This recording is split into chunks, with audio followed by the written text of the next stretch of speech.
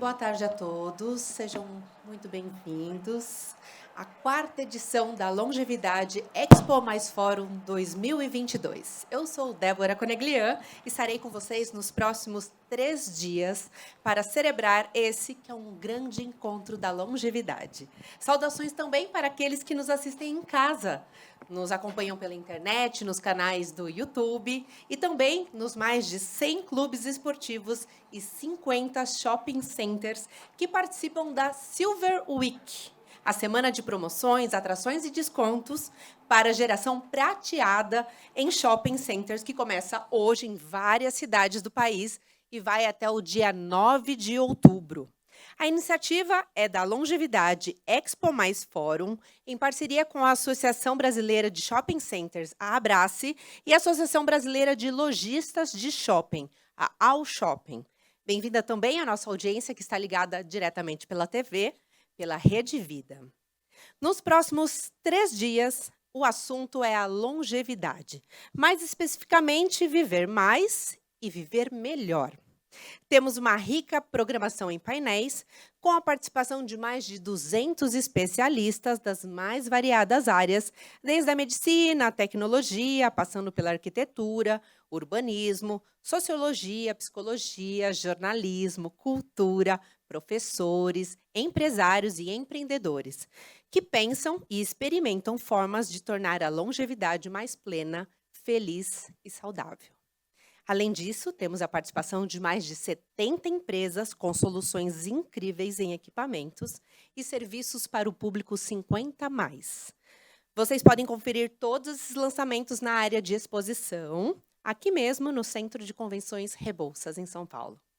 Antes de começar com a nossa programação, eu quero agradecer os nossos patrocinadores. São eles: Sebrae, Silver Week, Prefeitura de São Paulo, Banco Safra, Prevent Senior, EMS, Transmontano Saúde, Banco Itaú, Itaú Viver Mais, Surf, Tena, Molico, Multigold, Jolive, Grupo Comolate, além do apoio institucional do Governo do Estado de São Paulo.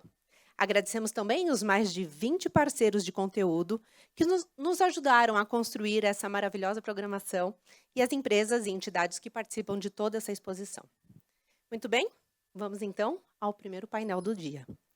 Como resgatar o sonho e a esperança após uma trajetória de êxito e realizações?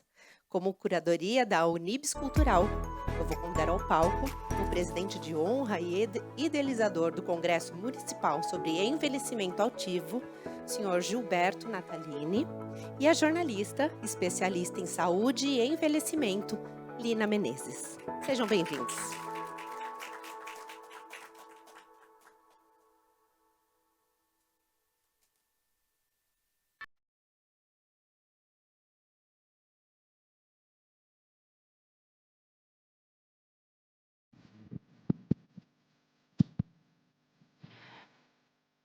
Bom dia, né? A todas e todos aqui. Vocês não sabem a honra, a alegria que eu tenho de estar ao lado nessa homenagem a esse cidadão do bem que eu conheço há tantos anos, Gilberto Natalini, que tem uma trajetória que eu espero conseguir arrancar aqui nesse bate-papo dele, com ele, um pouco do sentido que ele sempre deu à vida dele, um bocado dos sentimentos que permearam sempre as escolhas do Natalini, em toda a sua vida como pessoa, como cidadão, como político, como médico, como amigo de tanta gente, sempre acolhendo tanto e fazendo escolhas de acordo com a liberdade, que é a essência, eu acho, que da vida e da trajetória deste cidadão que está aqui ao meu lado. Alguns estudiosos sempre mencionam que tem 3 tipos de liberdade, já que a liberdade de pensamento, de escolha, a liberdade profissional é o nosso tema, né, desse ciclo e dessa homenagem. A primeira liberdade é ser livre, apesar das restrições da sociedade. O segundo tipo de liberdade é ser livre para fazer o que queremos fazer. E a terceira liberdade, que talvez seja a mais difícil, é apesar da liberdade de ser livre para fazer o que queremos fazer, é ser livre para ser. Ser o que precisamos ser nessa vida. Eu espero que com essa conversa inspire cada um de vocês a fazer como Nataline, que incorporou a liberdade em todas as suas formas, se apropriou sempre da liberdade na conduta da sua vida até agora, que completou 70 anos de idade. E, nesse momento, vocês vão saber que o Nataline estava um movimento incrível nessa Expo Longevidade, Fórum Expo Longevidade, aqui na Unibis Cultural. Todo mundo volta, Nataline, fazendo uma campanha. Por quê?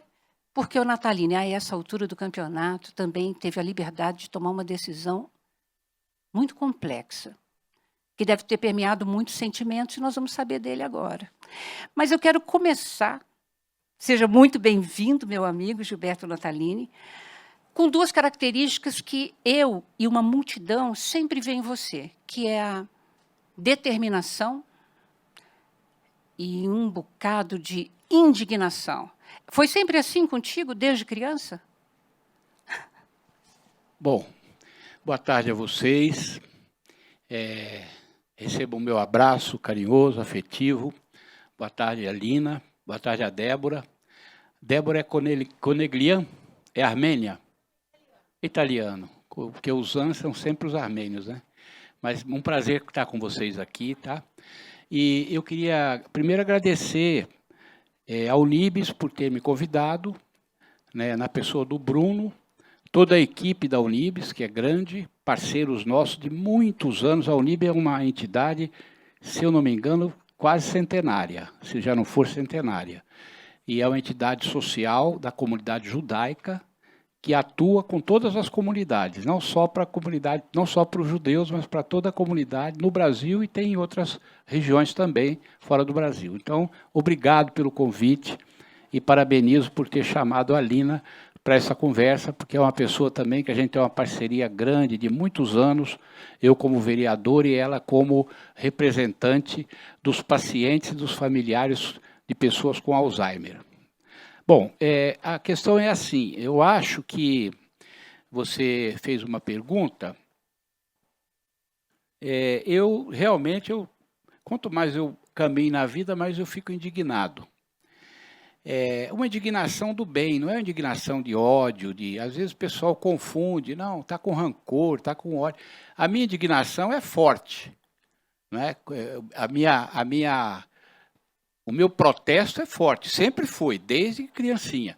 Mas eu fico indignado porque eu não gosto de ver os meus semelhantes sofrendo. Eu não gosto disso. Não é da minha natureza ver um ser humano. Às vezes eu vejo uma pessoa idosa num farol, vendendo bala ou pedindo uma esmola, aquilo me estraga, entendeu? Eu fico muito desagradável. Ou uma criança, ou mesmo um adulto, né? Andando pela cidade esses dias, eu presenciei a quantidade de pessoas na rua, na chuva, com aquele cobertor molhado por cima, né? Aquilo me arranca um pedaço. Eu não consigo. Por que tem que ser assim? Por que não pode ser diferente? Né? Então, desde criança, né, moleque de 7 anos, 8 anos, eu já comecei a questionar essas coisas.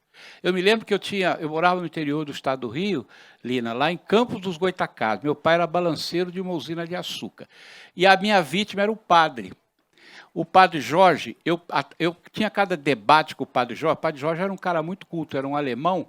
E eu, moleque, eu interpelava o padre para conversar sobre as questões de Deus e do sofrimento humano. Teve várias vezes que o padre não teve resposta para me dar. Aí eu zombava do padre. O padre já era idoso, muito sábio, muito, né? Então, desde moleque, essa indignação me acompanha e conforme eu fui caminhando na vida, eu fui aprimorando a tecnologia de me indignar. E a hora que cessar a minha vida, quero fazer um ato de protesto na hora de morrer, porque eu não me conformo de nós vivermos num mundo que poderia ser muito diferente. Hoje, 1 bilhão de pessoas no mundo não tem água potável acessível para beber. Não tem. Quantos passam fome? Não sei, mas são também bilhões. É possível uma coisa dessa? Não é verdade? É possível ser diferente. Então, está respondida a sua questão. Se eu estou certo ou estou errado, a vida vai dizer. Mas eu acho que as pessoas que passam por aqui e não têm algum tipo de indignação, não passaram direito por aqui, passaram torto. E você sabe que é essa indignação que me inspira a gente há muitos anos. E a indignação faz com que a gente seja resiliente, para a gente não desistir, não desacorçoar, né? E foi também essa indignação, essa sua vontade de ajudar as pessoas, que você acabou tendo a liberdade de escolher fazer medicina? A medicina é uma escolha desde os 6 anos, 5 anos de idade, que eu cismei que ia ser médico. Meu pai falou, meu filho, não dá, eu não vou conseguir, porque a gente não é rico. Eu falei, eu vou ser médico. Eu vou ser médico, eu não sei onde que eu... Né? Foi uma coisa. Eu lembro até que um dia nós estávamos aqui num ônibus que viemos visitar e tinha um guarda civil, daqueles antigos de São Paulo, 1950 e pouco, não era 1960 ainda.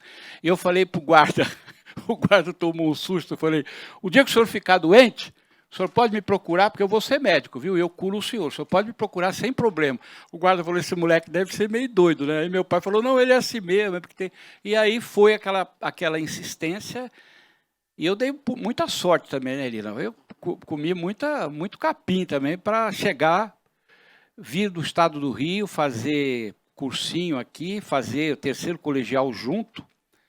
Meu pai lá pesando cana naquela usina, e eu vim aqui morar com meu avô, que também era um aposentado da lavoura de café, e consegui, com persistência, com resiliência, com tudo que você quiser colocar aí, passar na Escola Paulista de Medicina no primeiro vestibular que eu fiz. Então, eu não sei de onde veio essa força, mas dali para frente, aí eu falei, bom, agora eu estou dentro, agora é a questão de eu procurar fazer a coisa direitinho, né? Fazer direitinho para não decepcionar ninguém. Foi assim. Mas você sabe que essa coisa de fazer direitinho, talvez muitos aqui são novos e não conhecem um pouco de uma passagem difícil, triste do Nataline. Na década de 70, foi teu curso de medicina. 70 a 75. Né? E nessa época, estudante de medicina, o Nataline já, assim, com essa postura indignada, ele lutou contra a ditadura. Gente, Nataline foi preso, torturado. Eu acho, assim, tem um depoimento dele, um relato dele na Comissão da Verdade, que, aliás, eu recomendo a todos vocês, porque não só nos emociona, mas mostra a capacidade do ser humano de causar violência e de, ao mesmo tempo, não se desesperar, porque essa é uma das coisas mais bonitas que eu ouvi o Nataline falando. Não basta o ódio, né? Por todo aquele momento de tortura. Na verdade, a tortura é a forma mais ignóbil de um ser humano tratar o outro. Se você estiver numa guerra, você de um lado, o adversário, o inimigo do outro, todo mundo armado, se você tomar um tiro, quem está na chuva se molha. A guerra é isso, né? Então, não estou justificando a guerra, mas se você estiver na guerra, matar ou morrer faz parte do cardápio. Agora, você prender o sujeito, algemar o sujeito, levar para um próprio do governo do Estado ou não, ir lá, meia dúzia de pessoas em torno dele, bater nele, torturar ele, às vezes até matar, isso é inexplicável. Não há nenhuma convenção do mundo permite explicar uma coisa dessa. Então, a tortura ela é muito, muito, muito, muito ignóbil, abjeta. Eu fui torturado, né? E saí vivo, com lesões auditivas nos 2 ouvidos, de choque elétrico, que o coronel Ustra, na época, era o comandante lá do DOI-CODE, me deu. Eu tinha 18 anos, era terceiranista de medicina. Eu fui preso porque eu era oposição ao governo. Existia uma guerra entre a esquerda e a direita. Muitos não estavam nascidos aqui, né? Nem vou perguntar quem, porque não vem ao caso. Mas o governo, a direita e a esquerda guerreavam, a esquerda queria derrubar a centro-esquerda, vamos. E existia uma parte da esquerda que partiu para a resistência armada, para a luta armada. E para esmagar essa parte, toda a oposição pagou o pato. Toda a oposição foi envolvida. Então, prenderam padres, prenderam freiras, mataram freira, prenderam intelectuais, né? Você vê. E eu era estudante e eu fui preso também. Eu nunca dei um tiro ou uma facada, ou eu briguei a última vez com 8 anos de idade. Eu falei isso para o meu torturador. A última vez que eu levantei a mão para bater num semelhante meu, eu tinha 8 anos. Nunca mais eu briguei com ninguém, fisicamente. A gente briga nas ideias. Eu discordo de você discorda de mim. Na Câmara, eu pintei e bordei naquela tribuna, fazendo oposição àquilo que eu achava errado. Mas agressão física... Então, eu não era da guerra armada, eu não era uma ameaça. Mesmo assim, eles me... Né? Então, não foi fácil. Fiquei 2 meses lá.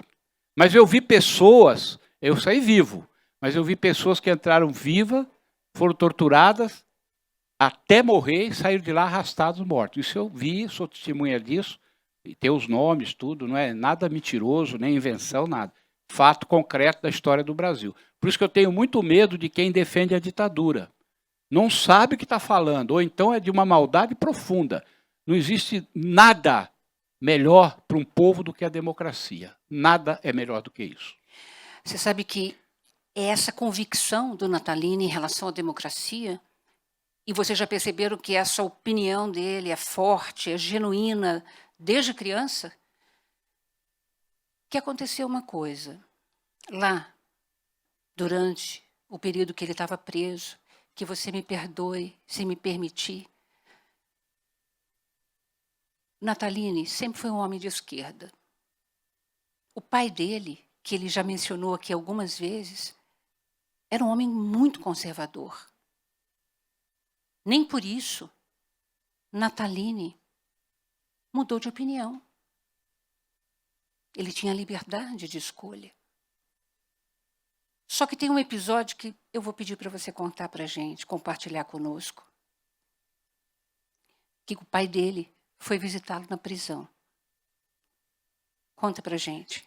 A prisão era comunicável, né? Ninguém entrava, ninguém saía.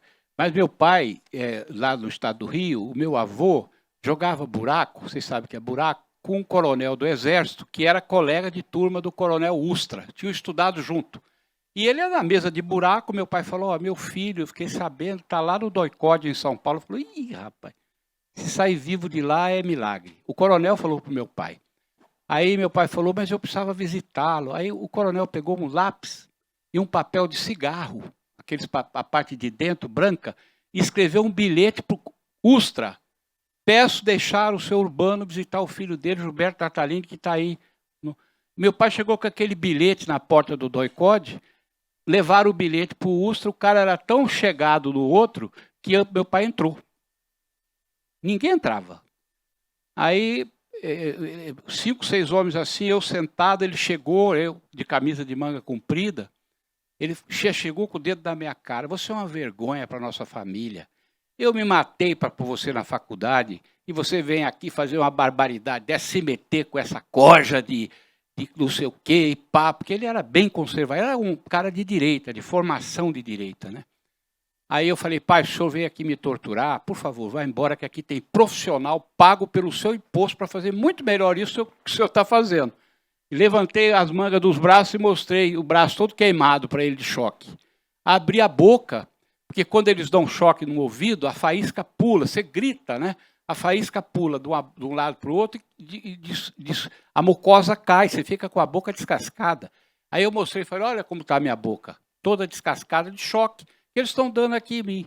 Isso aqui é a sucursal do inferno. Então, o senhor, para tirar esse velho, que não era tão velho assim, né, na época, de dentro de lá, precisou o pessoal arrastar ele. Ele falou, deixa meu filho embora, eu fico no lugar dele.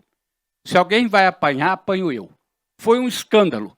Precisou ouvir um monte de gente para puxar o homem para fora. Daquele dia para frente, gente, foi um milagre. Meu pai virou esquerda. Meu pai morreu brisolista, se abraçada com Brizola. Eu falei, mas o que é? Porque o pai viu o que fizeram com o filho ali dentro. E ele tinha sensibilidade para... Essa é a história que você queria que eu contasse, né? Muito obrigada. Está contada. Muito obrigada, Nataline. E olha, eu sempre falo isso para você, se eu pudesse, eu sempre pedia perdão em nome da sociedade a você, né, por esse período. Sempre me emociono, viu, gente? É a capacidade da gente se emocionar e da gente se sensibilizar, né? Porque histórias assim, como a do Nataline, é que faz com que a gente, nesse congresso de longevidade, cada um de nós assuma a possibilidade da gente ser um agente transformador.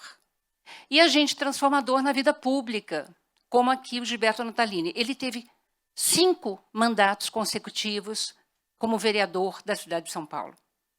Já foi secretário de Meio Ambiente, de Participação, presidiu o CONASCENS, o COSCENS, ajudou a fundar o SUS, o Sistema Único de Saúde. Este cidadão aqui, Gilberto Natalini.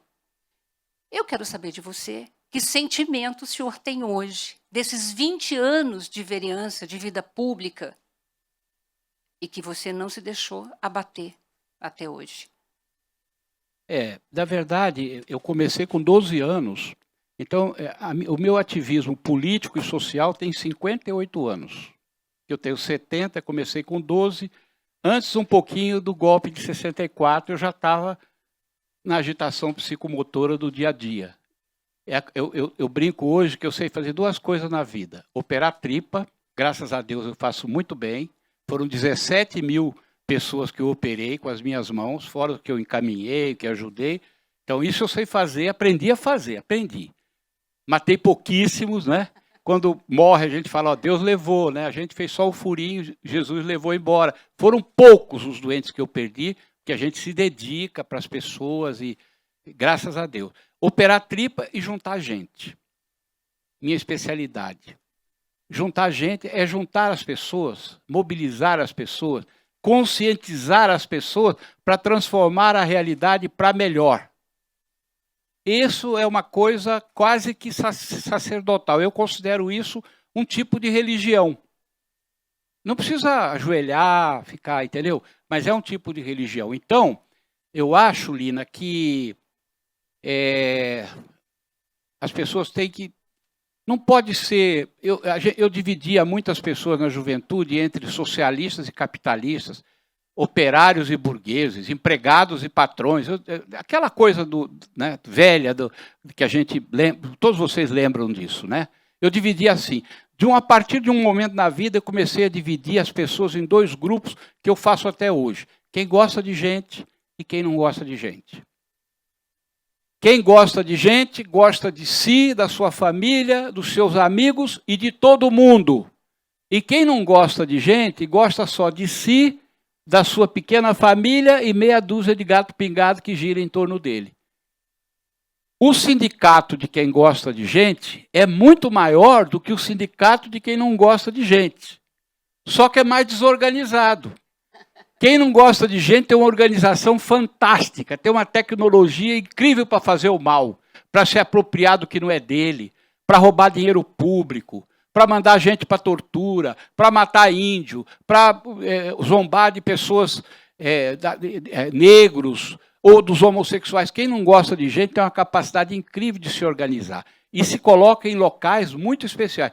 Quem gosta de gente, sai na rua, vai para o boteco, vai para a igreja, vai abraçar os amigos, vai para o mutirão de não sei o quê, vai plantar árvore e se organiza menos. Então, o mundo ainda tem um peso ainda de quem não gostar de gente ainda manda mais no mundo do que a maioria de nós que somos pessoas que gostamos do nosso semelhante. O que eu faço a vida inteira para terminar? Eu procuro levar essa mensagem. Se você gosta de gente, vamos junto. As causas estão aí. Essa moça, por exemplo, luta pelas pessoas com Alzheimer. Há quantos anos? Nem sei quantos anos. Mais de 20. Não vamos falar, né? Porque senão... Mas luta. E aqui deve ter pessoas que fazem a mesma coisa com outras causas, né? Então, isso é o motivo de viver, o motivo que a gente tem para... Sem isso, eu não sei se teria sentido a vida da gente. Sem isso, né? Sem o sonho da felicidade coletiva, eu não sei se a vida da gente teria algum tipo de sentido. E isso não é uma pregação religiosa. Você pode ter sua religião e não gostar de gente também. Conheço gente assim, ó. Até gente de hierarquia da religião que não gosta dos seus semelhantes.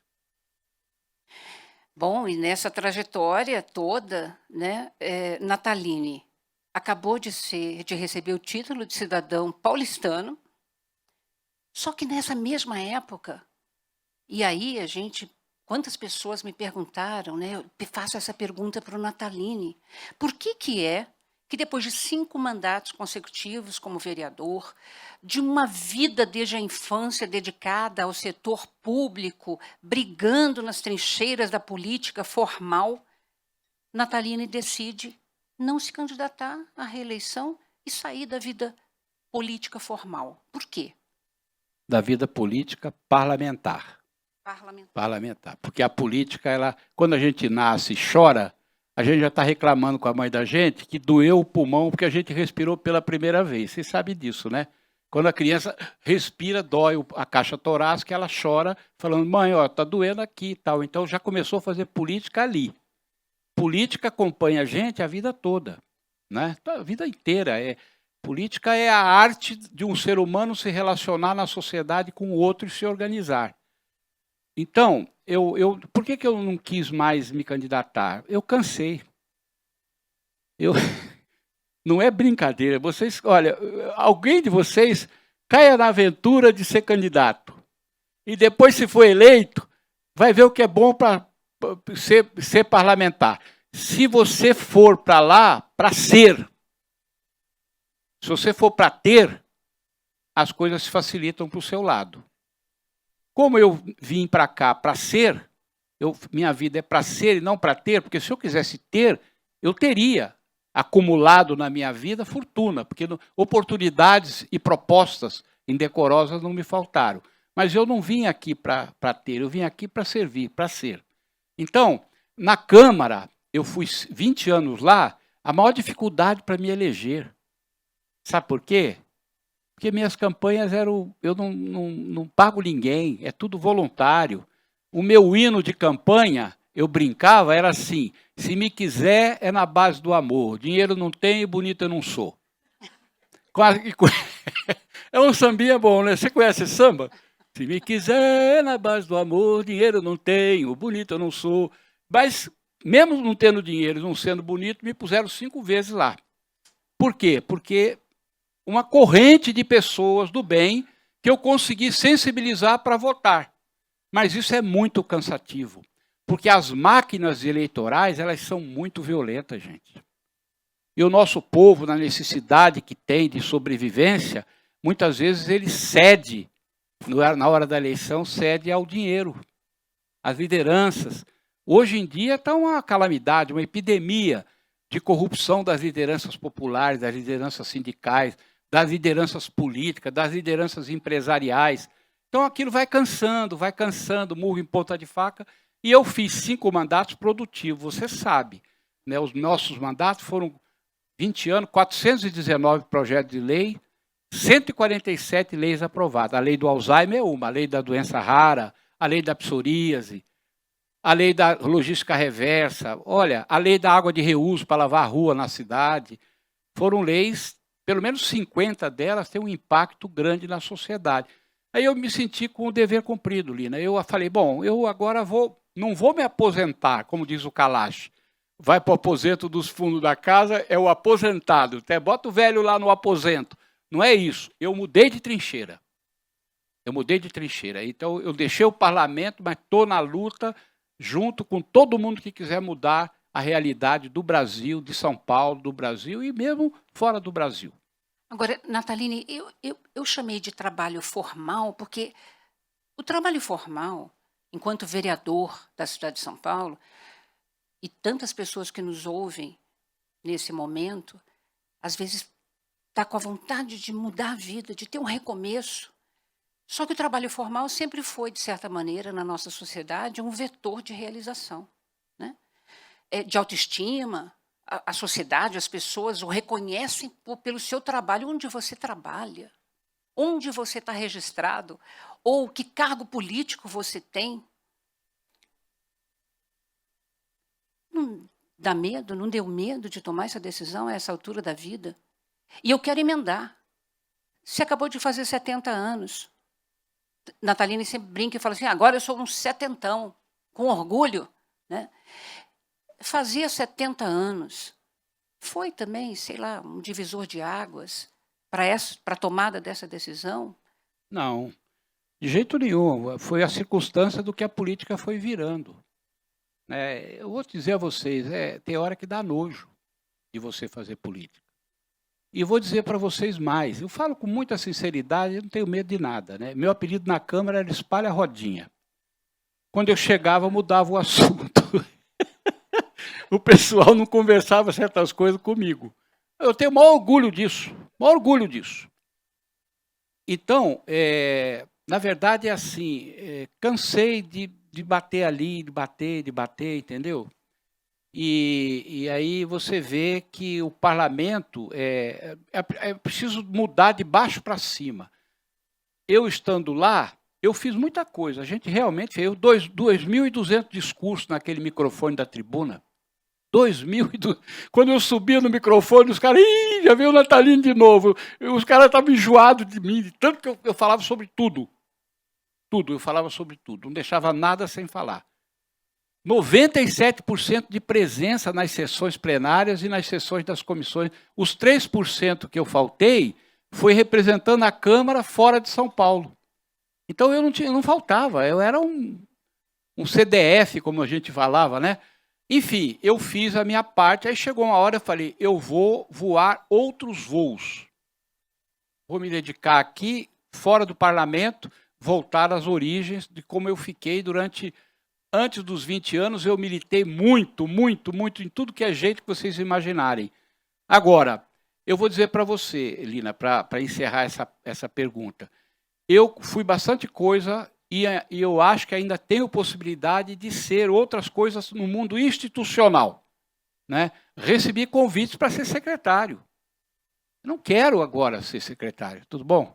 Não quero, eu quero... Gente, isso aqui é uma confissão exclusiva, tá? Não, é verdade, eu recebi mais de um convite, mais de uma vez convite para voltar a ser secretário em São Paulo. Não quero, eu quero ficar na cidadania e fazer um estágio, revoltar no estágio, tá certo?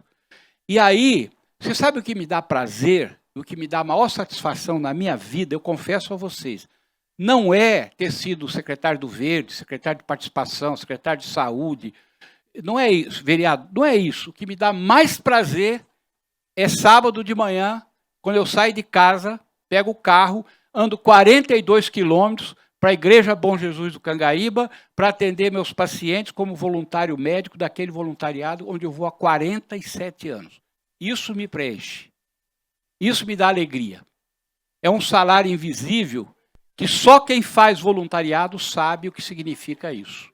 Entendeu? Eu valorizo muito isso. Então, esse no meu currículo, para mim, é o ponto-chave. Os outros são complementos. Então, eu estou feliz, nós vamos atuar, vamos pegar esse negócio da lei do Alzheimer e vamos botar para andar, porque está andando, mas ainda está devagar. Vamos juntar os nossos trapinhos, como diz o sambinha lá, e vamos fazer andar as coisas que a cidade precisa. Para você lutar, se você tiver uma bandeira, você não precisa de um tanque de guerra. Uma bandeirinha, você pode ganhar a guerra se você estiver na causa certa. Vocês viram, gente? 47 anos ininterruptos. E essa também, enfim, nós estamos caminhando agora para ir para o final dessa nossa conversa. 47 anos que ele teve a opção, de novo, a liberdade de escolher, quando se tornou médico cirurgião, atendo rico ou pobre. E são 47 anos de um trabalho voluntário, salvando vidas, mudando a vida, o curso, o futuro de muita gente na periferia de São Paulo. Bom, mas tem um outro ponto que eu não posso deixar de tocar. Nataline tem uma outra felicidade, além de ir aos sábados lá para Cangaíba, que ele é um ambientalista, mora um ambientalista dentro desse cidadão. Quantas árvores você já plantou? 27 mil. Vocês estão entendendo? 27 eu conto mil? uma, eu conto. Tem um viveiro, não é isso? Viveiro caseiro, lá em casa. Pode ir lá visitar que eu apresento para vocês. Essa semana eu plantei 600 sementes, semeei, né? De 20 e poucas espécies de árvore nativas. E vão nasce 60%. Aí quando cresce um pouco, que dá 1,5 palmo, 2 palmos, eu pego as bichinhas e levo para o solo. E planto no solo e vou plantando, e dou para as pessoas. Além de operar tripa e juntar gente, agora eu fiquei plantador de árvores. São 3 características boas, né, da vida, né? Gosto muito. E o fato dessas novas trincheiras, de não ter que bater ponto lá na Câmara Municipal de São Paulo, eu imagino que a dona Elisete, esposa aqui do nosso querido Natalino e seus 2 filhos, agora tem mais tempo de convivência contigo? Estão até meio enjoados já. Não, eu vou dizer para você, a família, gente, é uma outra questão que eu queria deixar registrado aqui, né? Nada disso poderia ser possível se não fosse família. Isso aí fica para quem é mais jovem, que ainda não é pai, não é marido, não é esposa.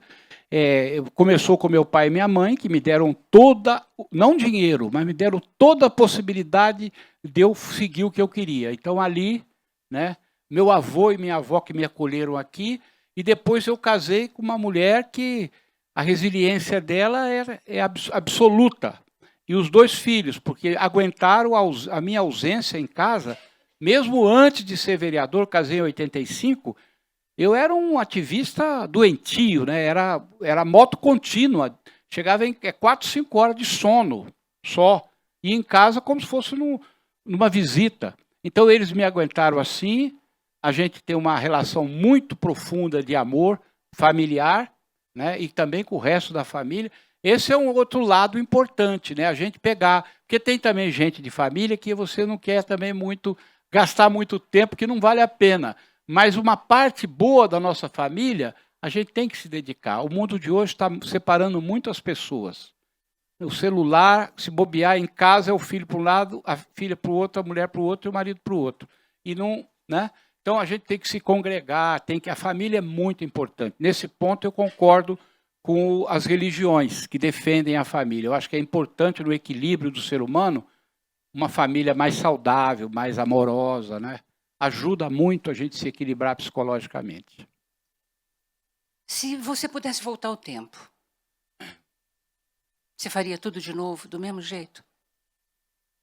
Não digo tudo, né? Mas os rumos gerais seriam os mesmos. Não tenho a menor dúvida. Eu lutei o bom combate, tenho lutado o bom combate. Até as minhas brigas que eu tive com a oposição, brigar contra a corrupção, você não acha que é um combate bom? Brigar para ter uma unidade de saúde lá no bairro da Ponte Rasa.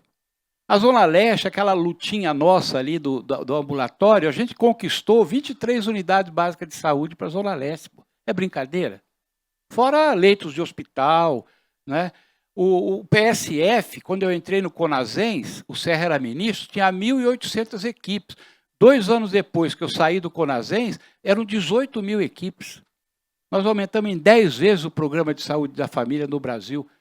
Quer um prazer maior? Não tinha salário, o presidente do Conazens não tinha passagem de avião e quando ia lá um hotel, mas não tinha, era 0 de salário. Mas aumentar 10 vezes o PSF, que hoje tem 50 mil equipes, né, 48 mil, isso é uma coisa que o prazer que isso dá, você não tem tamanho, né? É uma dimensão muito grande. Então, eu faria tudo igual, com algumas correções. Teve algumas pessoas que eu bati, depois me arrependi, quer dizer, não bati fisicamente, bati na política, depois eu vi que eu estava errado, eu já pedi desculpa, quando eu errei, eu fui atrás, pedi desculpa, tá certo? Falei, ó, você desculpa, eu fui grosseiro, fui errado, você não merecia isso e tal. Isso é outra virtude também que eu acho que a gente tem que ter, humildade para reconhecer que errou e pedir desculpa a quem você ofendeu. Quem não merece desculpa, não peça não. Não faz demagogia, tá certo? Mas quem merece, a gente vai lá e seja humilde e fala, ó, desculpa aí e tal. A maioria desculpou, pouquíssimos falaram, não vou te desculpar, não. Tudo bem. Mas essa humildade faz parte, né, dos grandes cidadãos, né? Nataline, apreensões desse seu novo futuro, desse recomeço, de uma nova jornada. Como é que está isso dentro do seu coração, dentro da sua alma? Porque, afinal de contas, me perdoe, mas você não se deixou levar pela pressão do ter. Então, você não enriqueceu politicamente. Não, eu vivo de aposentadoria.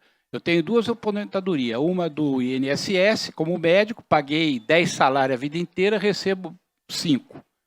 E o outro, da Prefeitura de São Paulo, médico da Prefeitura, 33 anos, cirurgião, me aposentei também, o salário, somando os 2 salários, eu vou dizer para você, tanto é que eu estou atrás de ver se eu arrumo um ambulatório, alguma coisa, para, como todo aposentado brasileiro, precisa continuar na ativa para poder sobreviver. E eu vou arrumar, sou médico de um ambulatório, dá para complementar a renda, não vou passar fome. A gente não passa necessidade. Quem passa necessidade mesmo é aquele povão mais humilde que está lá embaixo que não tem o que comer. Aí a gente vê como a miséria bate. Aquele Cangaíba, gente, eu saio de lá no final do atendimento, parece que eu tenho 1.500 quilos de peso nas costas, de tanto sofrimento que eu absorvo ali em cada consultinha que a gente faz. A pessoa vem com a carga de emoção, de sofrimento, que eu falo, olha, eu moro no céu. A gente não precisa de muito dinheiro para viver, não, gente.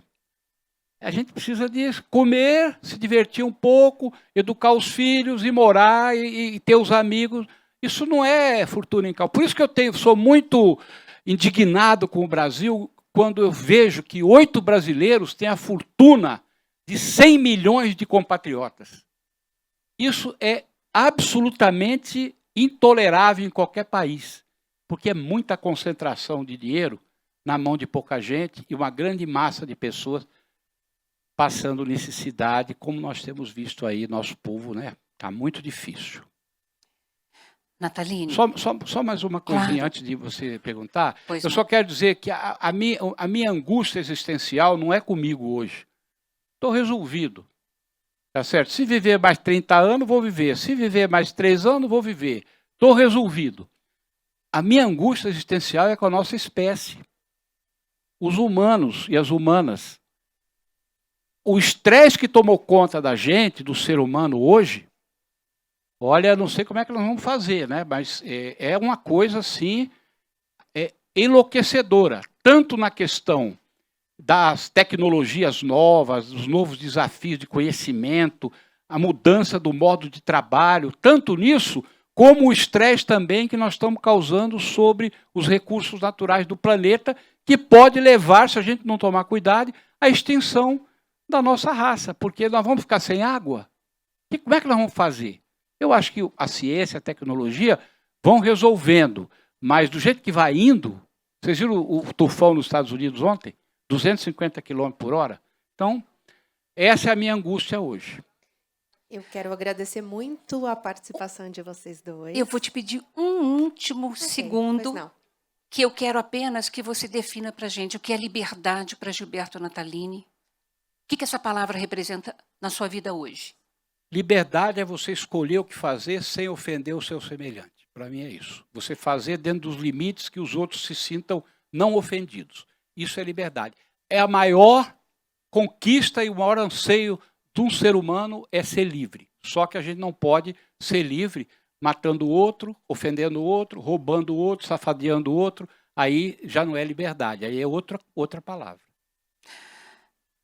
Ok. Eu desejo a você, Nataline, liberdade, sempre. E que você continue por muitos anos, a partir desses seus 70, que você tenha uma vida feliz, que você continue, sim, em todas as trincheiras, que você tenha liberdade de escolher e com decisões tão positivas. Muitíssimo obrigada pela oportunidade de eu poder conviver contigo.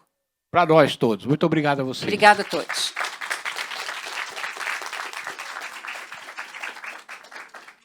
Muito obrigada, viu? Quero agradecer agora, então, a participação do senhor Gilberto Natalini e da jornalista Lina Menezes. Muito obrigada pela participação.